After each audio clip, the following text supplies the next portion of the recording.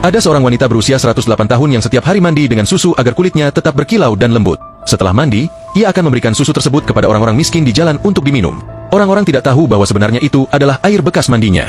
Wanita itu biasa menangkap gadis-gadis muda dan mencuri kekuatan tubuh mereka, sehingga ia bisa kembali terlihat muda.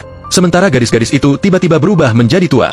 Awalnya ia hanya memiliki kereta tua, tetapi ketika seorang raja bernama Kaisar melihatnya untuk pertama kalinya, ia terpesona oleh kecantikannya dan langsung menikahinya. Namun, pada malam pertama pernikahan, wanita itu membunuh sang raja. Setelah itu, ia membuka gerbang istana dan memanggil pasukannya masuk, lalu menyatakan dirinya sebagai ratu.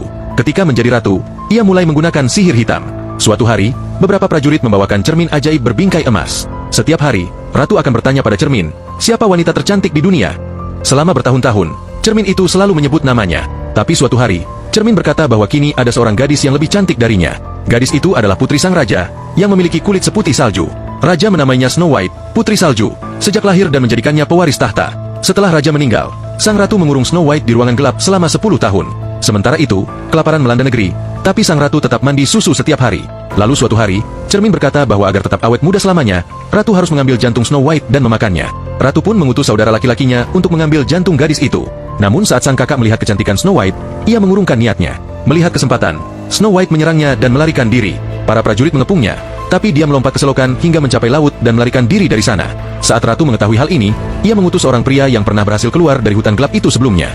Dia adalah seorang pemburu bernama Thor.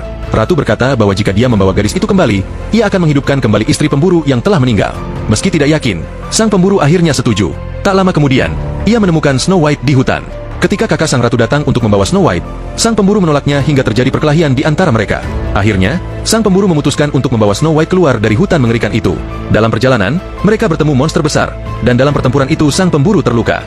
Namun ketika Snow White berdiri di hadapan monster itu, monster tersebut tiba-tiba berhenti, seolah-olah merasakan kekuatan magis dalam dirinya. Dengan susah payah, mereka berdua keluar dari hutan. Namun kemudian mereka ditangkap oleh para kurcaci.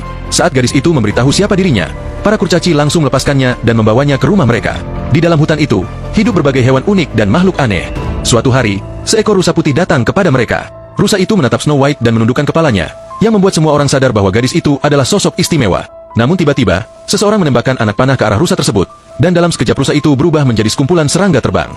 Lalu pertempuran pun dimulai. Dalam kekacauan itu, salah satu kurcaci menyelamatkan Snow White, sementara sang pemburu kembali tertangkap. Tapi kemudian, ia berhasil membunuh saudara laki-laki sang ratu. Di sisi lain, sang ratu kembali menggunakan sihir hitam dan menyamar menjadi seorang anak laki-laki muda. Dalam penyamarannya, ia memberikan apel beracun kepada Snow White. Dan setelah memakannya, Snow White jatuh pingsan. Orang-orang membawanya kembali ke istana, namun tidak ada yang bisa membangunkannya. Hingga akhirnya, sang pemburu mencium Snow White, dan ia pun terbangun.